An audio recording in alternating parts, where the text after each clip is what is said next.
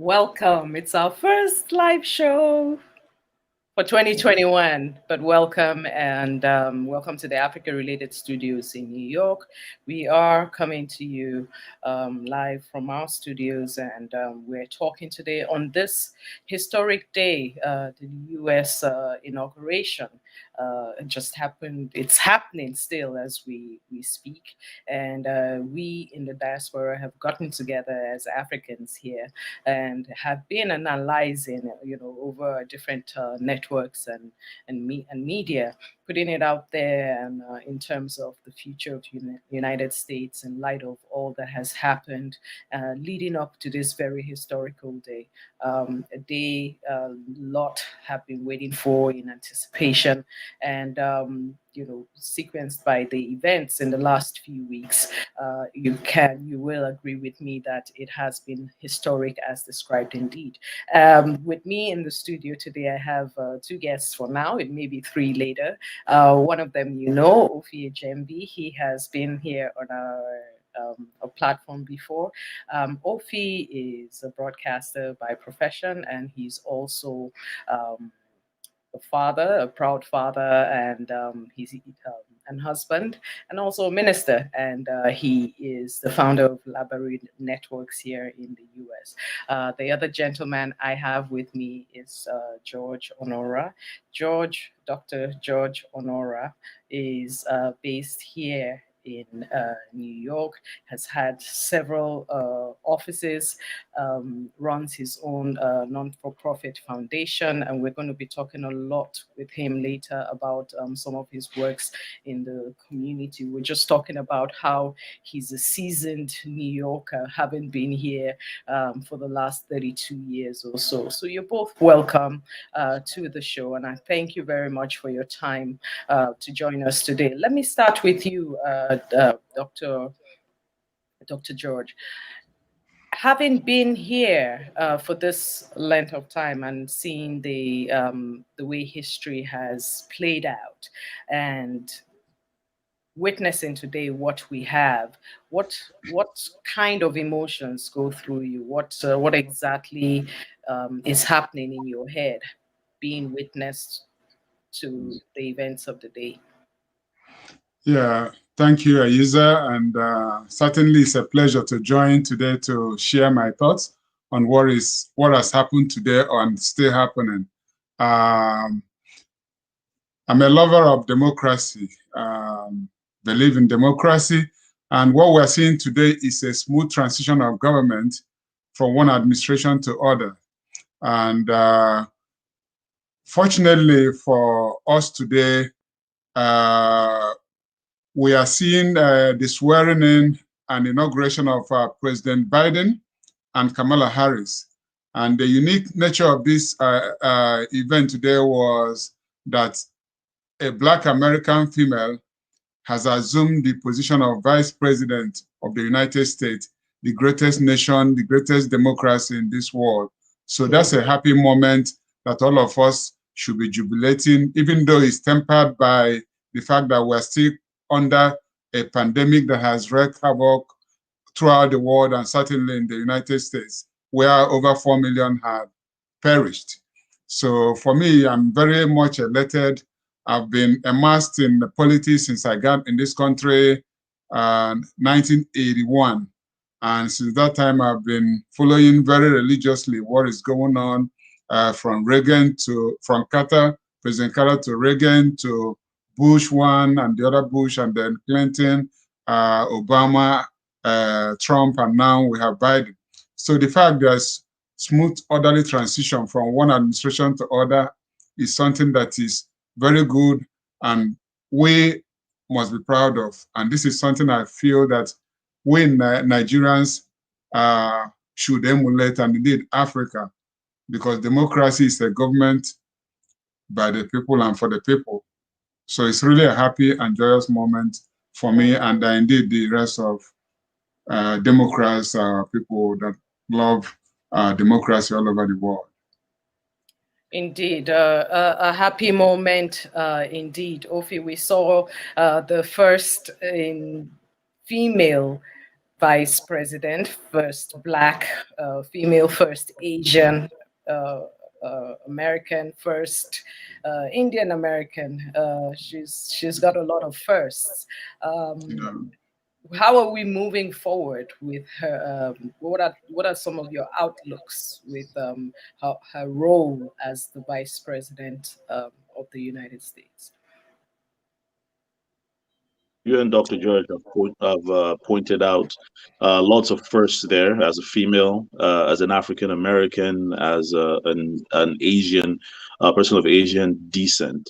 You're definitely it's definitely a watershed moment where um, in a democracy, in a nation that has thrived on diversity, has thrived on inclusion, you're seeing more and more people willing to be a part of the democracy.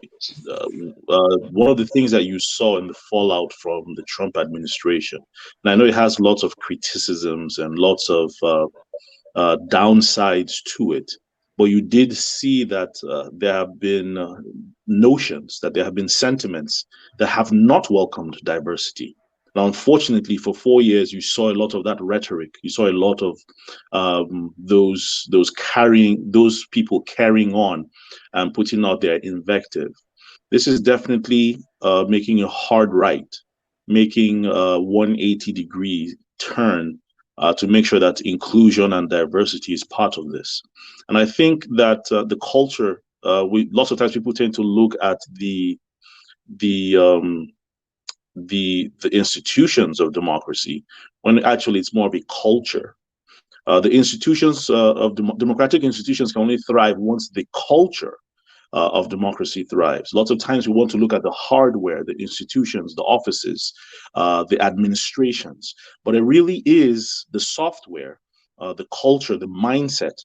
And hopefully that as she ascends to that position, that she does not just herself and her office, but the nation and even the world beyond that service to say that, well, this was not a wrong move. She does have a lot riding on her shoulders. She does have a lot that she's going to have to cater to make sure that she does push the fact that diversity and inclusion of diversity was not a wrong move at all. Indeed.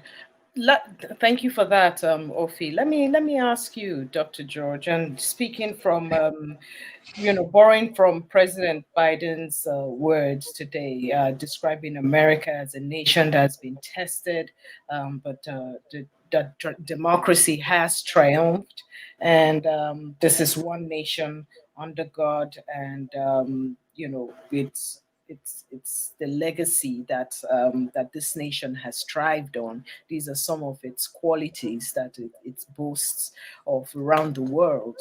How much of these do you see President Biden being able to carry on, especially in light of the turbulences of the previous administration? President Biden has that determination and stamina, I believe, because he has been in government for almost 50 years. He has served as a senator for many years. He has a cumulative experience that very few in the Senate or anywhere in the United States government can boast of. And I believe he also possesses that compassion that you need as a leader. You have to have compassion. Whether you are dealing with immigrants or any other ethnic nationalities within the American system. And you can see how he has, I think he had promised to, in his first day in office, to sign some immigrant bills that will help to more show that compassion that I think that he possesses to make it easier for those that are in this country to be welcomed and embraced. You have here in New York the Statue of Liberty that says, "Give me your tired, your hungry, huddled masses yearning to breathe free." So America is that welcoming nation that welcomes immigrants from all nations. Contrast it to what we saw in the last administration of Trump, whereby there's some kind of restriction with people coming in. So it's really, I see Biden as someone that will really do well, and being that he's going to be working alongside a very astute and astute vice president in Kamala Harris, I feel it's a team that will really do well to serve the interests of the nation. Also, one of those things, inaugural moments that I do cherish was when John F. Kennedy in 1961 assumed the presidency, and he called on Americans by saying, ask not what your country can do for you, ask what you can do for your country. So it's really a very shining moment for all, and I have every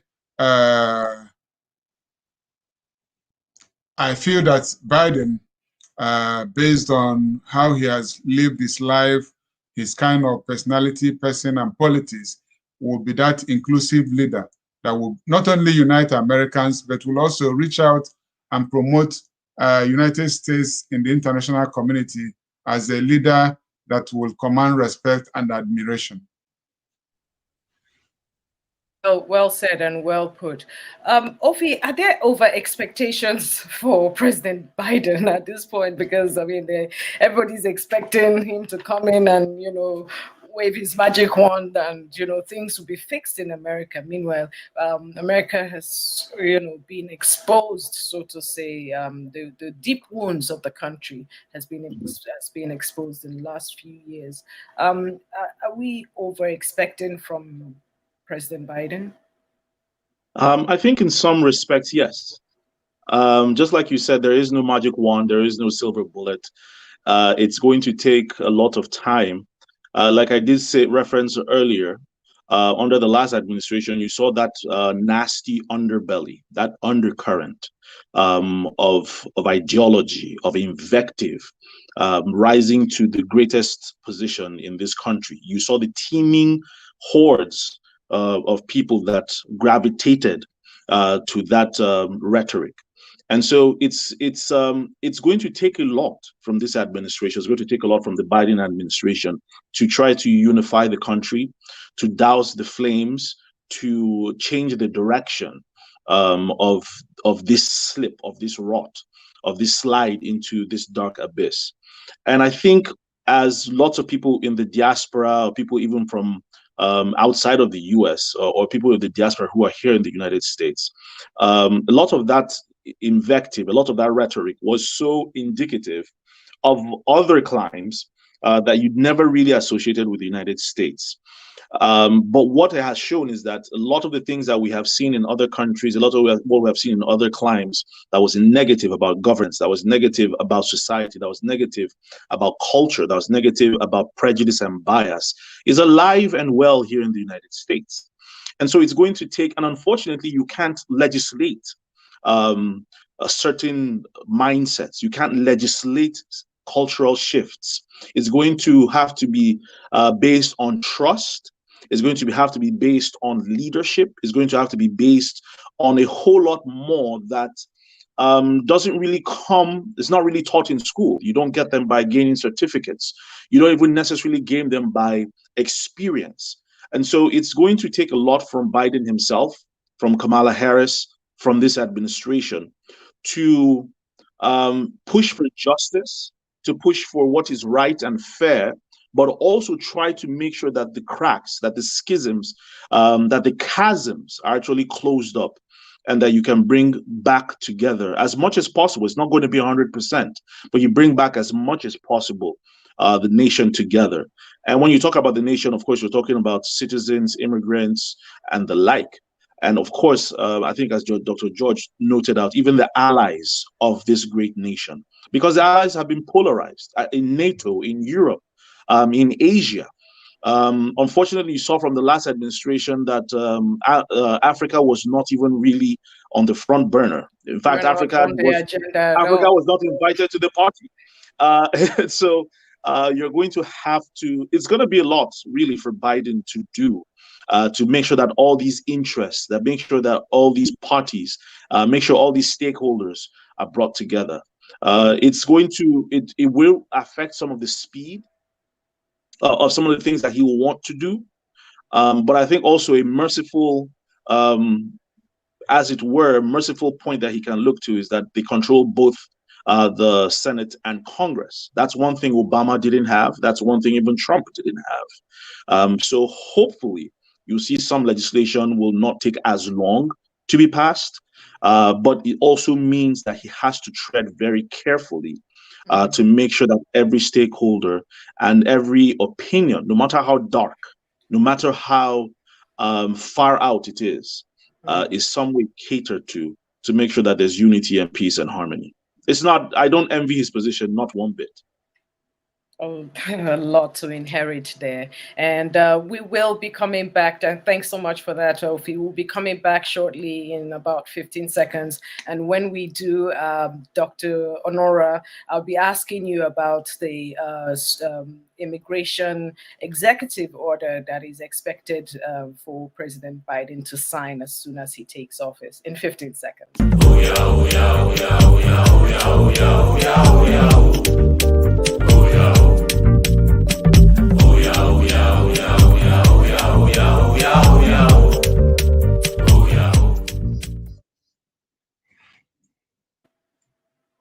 Welcome back. I'm here still in the studio talking the US inauguration with our guests, Ofi Ejembi and George Onuorah, all based here in the United States. And we have been breaking it down in the last few minutes. I was coming to you, Dr. Onuorah, asking you about the immigration policies. I know President Biden is expected to sign an executive order reversing the the Muslim travel ban, and also and it's expected that this administration will take a deep look at the 11 million undocumented immigrants that are currently in the United States and be able to find a way forward regarding that. There's talk of an 8-year plan to integrate them, 8-year path to citizenship. And so let's talk a little bit about that and how hopeful should undocumented immigrants be at this point? I believe that there is a light at the end of the tunnel, if I may use that expression.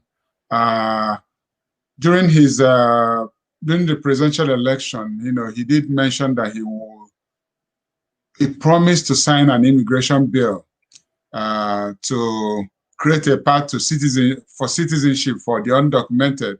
We have over 11 million people living in this country that don't have the green card and are not legally qualified to live in this country. But due to his compassion, I believe that he will be able to succeed because it looks like the power sharing agreement between the Democratic Party and the Republican, because it's a 50-50 Senate right now. Both have 50-50 membership. So, but Kamala Harris, being the vice president, can cast the deciding vote, and which will make the bill such as that to pass. And there is a yearning for such a bill because it's something that has been waiting for a very long time. At some point, I thought that Obama will do the immigration, but he pivoted and did healthcare. My belief is that the chance that that bill creating a path for citizenship for those undocumented 11 million currently in the United States will come to fruition, and as well as creating enabling environment for people trying to come to the United States either to live or to visit, which will contrast him from the Trump administration that were putting in restriction after restriction from people coming into the United States.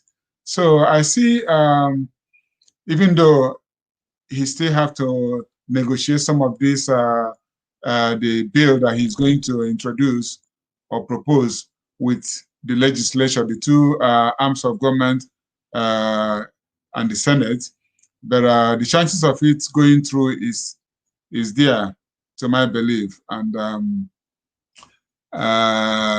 being that being a leader with such a determination and courage, he knows how to build the coalition, because in Congress you have to dance with your opponent to make sure that these things come to fruition.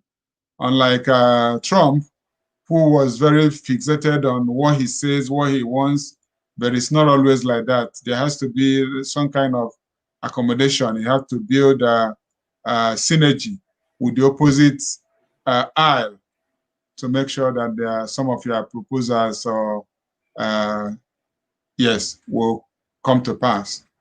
Okay. Thank you. Ofi, what are your thoughts on the immigration? Anything different that you'd like to add? I think the Trump administration shot itself in the foot with that executive order, the Muslim ban. Of course, he had talked about 9/11 and global terrorism as the justification for those bans, when interestingly, the country that supplied most of the terrorists that flew those planes into those historic buildings here in the United States were from Saudi Arabia, which was not on the travel ban. And so it opened up a whole lot of suspicion and pointed to the fact that he was trying to achieve something else. Of course, also the immigration ban, the restriction on immigrant visas to countries like Nigeria and a host of others. That as by training, I'm a sociologist, and I tried to even consider some of the greater fallouts of that. And while I didn't have the privilege of a widespread study, I think it actually even stuck more illegal or undocumented immigrants in the United States, which was counterclockwise to what he wanted. There's something called the Cobra effect, where the very thing you're trying to stop by certain policies and actions is exactly what you create. They're trying to stop undocumented, to reduce undocumented immigrants, trying to stem the tide of illegal immigration. But I pretty much think that a lot of undocumented immigrants, if they had actually a certain path to getting those green cards or even citizenship, you would have seen them even leave the United States. Right now, they're stuck in the United States. There's no way for them to go back home once they leave. They definitely aren't coming back for at least 10 years in some cases.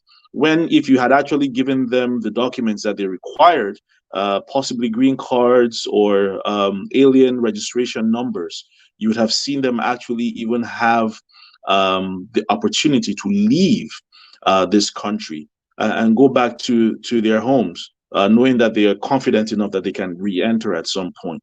So I think it was definitely a Cobra effect that you saw happen. Just like Dr. Onuorah has pointed out, there is some light at the end of the tunnel. Unfortunately, I tend to also want to be a little pessimistic, especially when it comes to the Senate. I believe that you will see a couple Democrats not want to toe the line of President Biden's proposed bill. You had seen some Democrats even vote against stimulus packages. And so there is the possibility that you might see, and as many as say 3 to 5 Democratic senators not toe that line.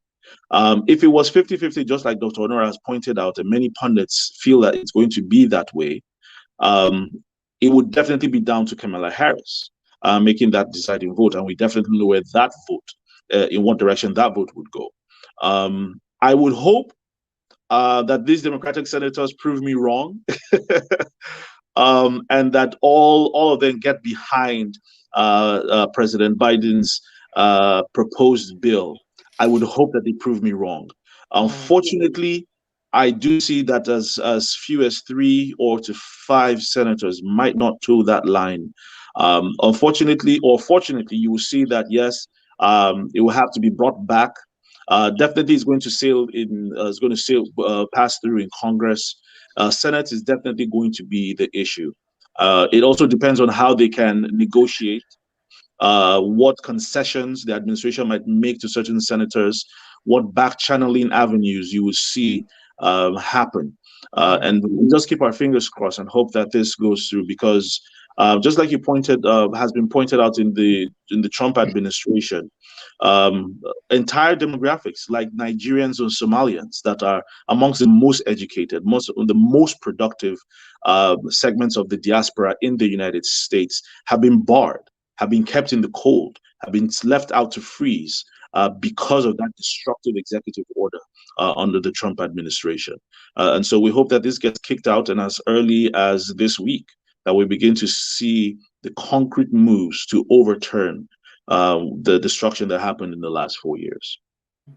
Thank you, Ofi. Some concrete moves to overturn some of these executive orders, and I know that President Biden, his focus areas on COVID-19 and the pandemic, and trying to address some of the way it's been handled in the past. And 400,000 Americans have died. It's predicted that the number would reach 500,000, by the end of February. I mean, these are the astronomical figures, and these are human lives. So you know that in households across the US, they've been faced with death and mournings, and and all of that. Dr. Onuorah, you work in the community, and I failed to introduce you properly earlier. Let me do that properly now. I know you, the founder for the Foundation for Sustainable Community Development is your organization, and you are well rooted in your community over there in Queens, in New York, I believe. Please tell us a little bit about your work, and also some of the impact and effects of COVID-19 that you have seen in your community. Oh, okay, thank you. First of all, Lena, as the CEO of the Foundation for Sustainable Community Development Initiative, what we do, we are a grassroots organization that has impact on some of the things we do, was actually to also extend to Nigeria, where I come from, because he said that charity begins at home.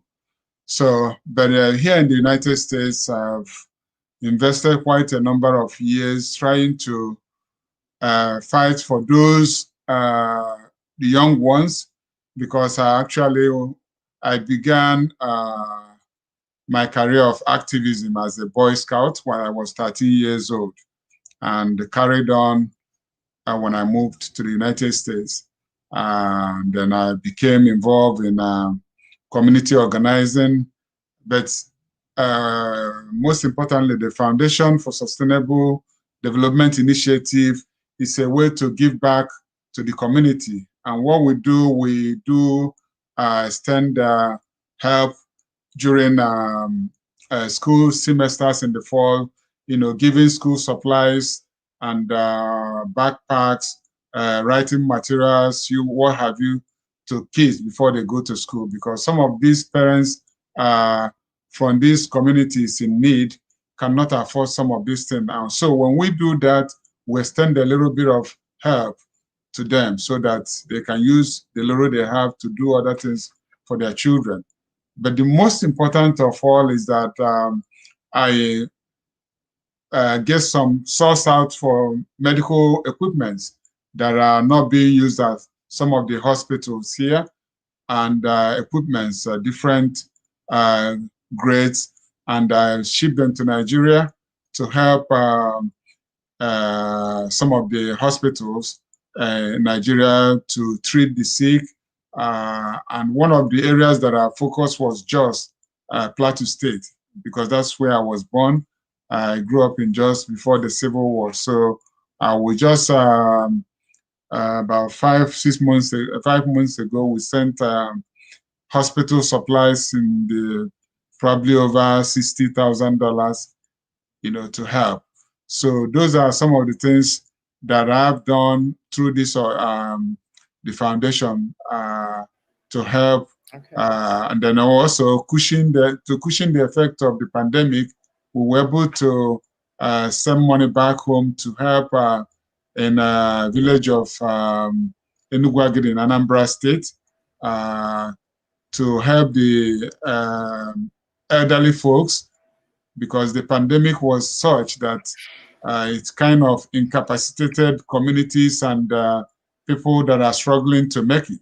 So what better way to extend some helping hand than to send some money back so that these folks could use it to buy food, to even start small businesses. Yeah. So those are some of the things that we've done. But okay.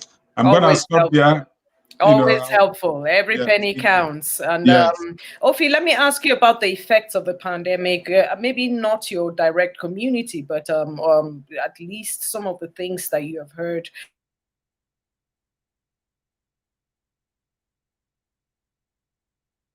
Can't hear you. How has the impact of the pandemic been? My apologies, I've been talking to myself. How has the impact of the pandemic been in your circles? What are the things that you're hearing, whether it's here in the US or back home in Nigeria, in terms of the impact of the COVID-19? I live in New Jersey, the second most affected state, second only after Onuorah's New York. And sadly, it's been quite devastating. I know of a handful of people here in New Jersey. Unfortunately, some of them even Nigerians. A colleague of my mother's who works for the state, he passed away in July from COVID. He, I think he was in his late 40s. And he contracted the disease, and in less than a week, he had passed on. Also, as you in my introduction, as you had pointed out, I am an ordained minister, and even here in the church, which I serve in the community as director of outreach, also on the church board, we've been having to cater to a lot of families. From counseling and encouragement to actually giving out supplies, helping with directing people to health facilities, helping out with families in the fallout of the pandemic. And so it's been very, very daunting. And of course, one word that has been used in describing the effects, the pandemic and the effects thereof, is unprecedented. This generation has never seen anything like this. We only refer to the Spanish flu in the early 1900s, but we haven't seen anything of this magnitude before. And just like you pointed out, 400,000 people and counting have passed on. And I think this is one of the biggest criticisms of the Trump administration, not just in the actual operations from testing to provision of healthcare, help to the frontline workers. Apart from that, you also looked at travel restrictions between April of 2020, between April and October of 2020. I personally know of about 11 people entered this country from Pakistan, Jamaica, and Nigeria. They were not checked. They were not screened. The COVID results they brought from those countries were never perused. They were not, their addresses were not taken from them to know what they were doing, whether they were actually quarantining, absolutely nothing. And of course, like anybody knows, aviation and border control and immigration is Federal Reserve. So This was not a state issue. This was policy from the top that just didn't happen. And you had people coming into this country, roaming around the country, going all over the country. With whether they were spreading the disease or not, nobody really could tell. But I think this is one of the things that showed you why the pandemic spread so rapidly and ravaged so badly here in the United States. And because we are all Nigerians, and of course this is Africa related, we're seeing the numbers rise even in Nigeria. Because you have seen cultural responses, you saw some pseudo-religious responses, and you saw the failure of government. Theories and exactly. Exactly. You saw even the response of government to this pandemic, even down to things as little as palliatives and what people would do while you had them in lockdown. When you when you didn't cater to their needs, of course they'd have to come out of their homes and to fend for themselves. Unfortunately, we're seeing numbers rise. Between the week before Christmas and just last week, I know of 7 persons who died from COVID. One of my childhood friends lost their father. Another childhood friend lost their mother 3 days before Christmas, and she was a widow. And so it begins to get you thinking how citizens and government in Nigeria, in the United States, have actually handled this pandemic. We have to do better. Like I said, I am a minister. I do believe in faith. I do believe in the supernatural. I do believe in the miraculous. However, that does not mean that there must be a suspension of common sense and good judgment. They work in tandem. And so I think it's important that we make this appeal to people in government. Hopefully we see the Biden administration. One of the things he's talking about is wearing masks for the next 100 days. We've seen improved testing. He's talking about over $100 million to go into health workers. And I hope that this does do something to beat back the ravage of this disease. And I only pray that in Nigeria, something is done. We're hearing about 5,000 naira that is being proposed to go to families in a country that doesn't really have a register as to who's a citizen or not, how to get to them. God help us. We've talked about this. we hope that something is done and something's done fast. Thank you, Ofi. We have talked about this, and also the failure of government and the continuous failure of government, not just in these parts, but also back home. We see it, just propagating ignorance and, misinformation. And unfortunately, people buy into it and don't know any better. Dr. Onuorah, we're going to be winding down soon, but I'd like you to talk a little bit about some of the things you have coming up. And I gather you're about to run for political office. I'm not a big fan of the politicians, but as long as you're straight and honest, we're good. But I gather you're about to run for office. Tell us a little bit about that, and also what can we look for? What is different with new political office holders in light of where we're coming from and all that has transpired in the administration? How would your messaging this time around differ from, what you would have done a year or two ago, for example, knowing what you know now? Oh, well, thank you for that question. The position I'm aspiring to right now is to run for the City Council in the state of New York, and the district is called the 21st District. It's here in Queens. It's bordering LaGuardia Airport, which is one of the biggest airports in New York, and Corona, which is part of the area of Queens.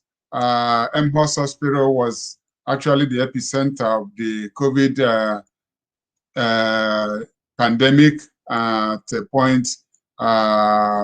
Over about 13 people died in one 24-hour period. So it's an area that is so much in need.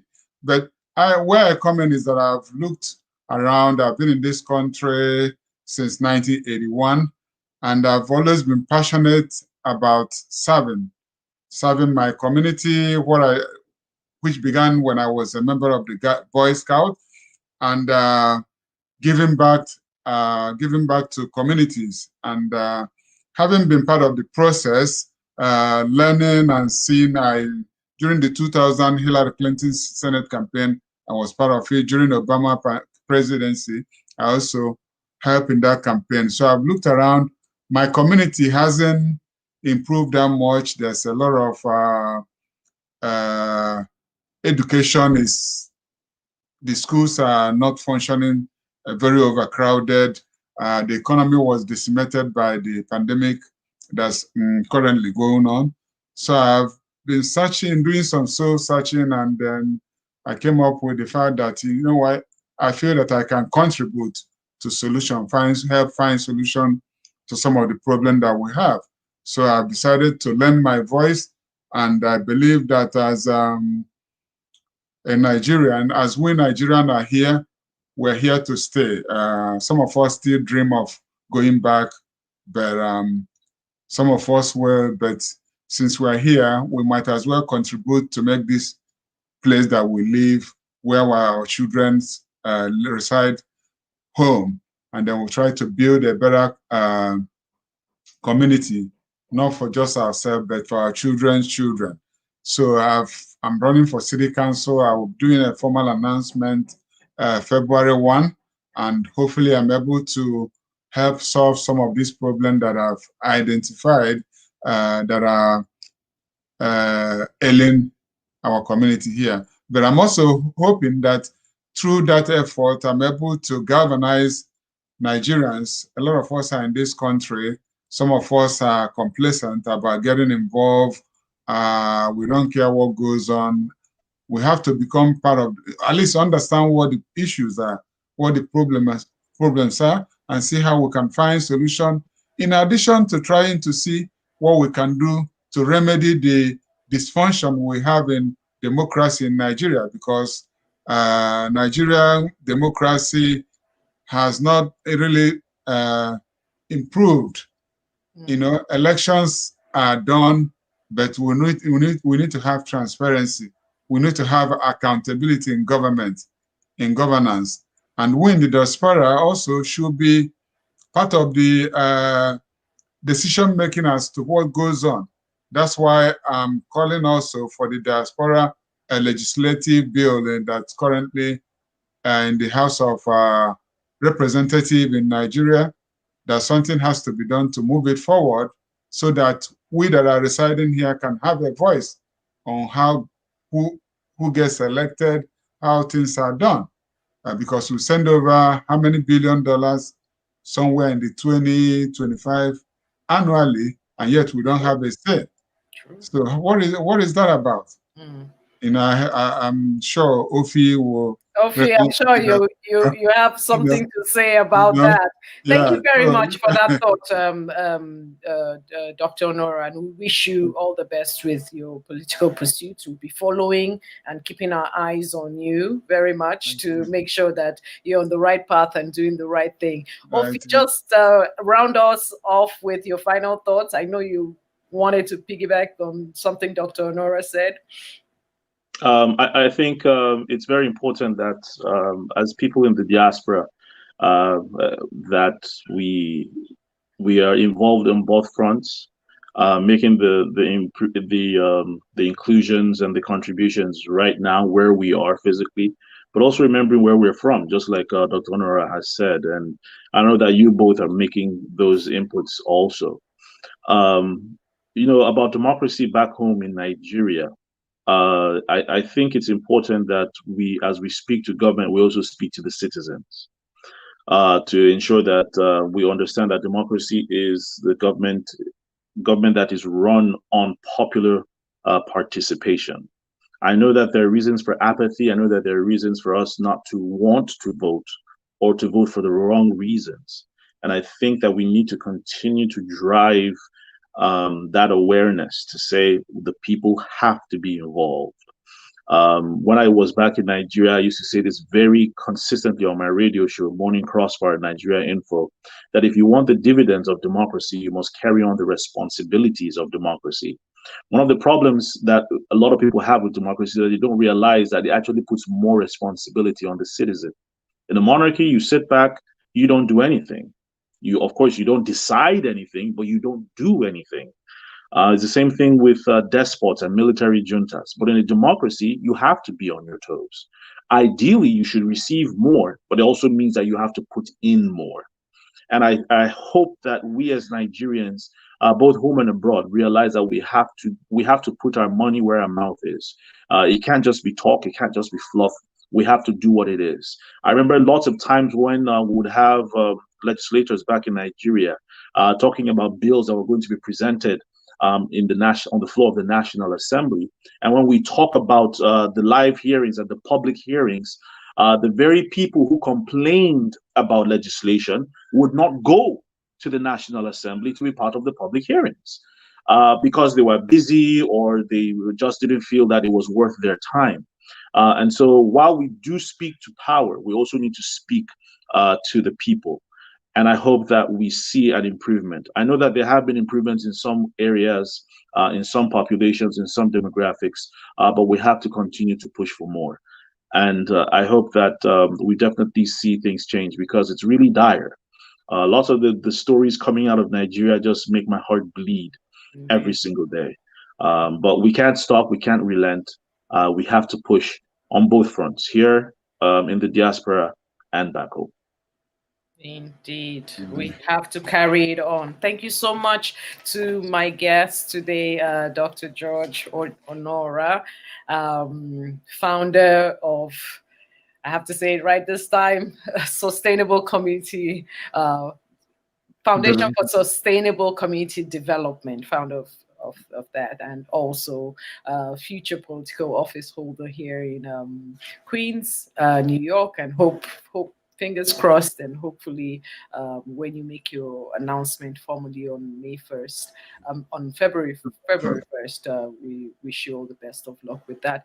And we thank you also, Ejembi, Labari Networks broadcaster based here in the US, in South Jersey. Thank you for joining us. Thank you for sharing your opinions.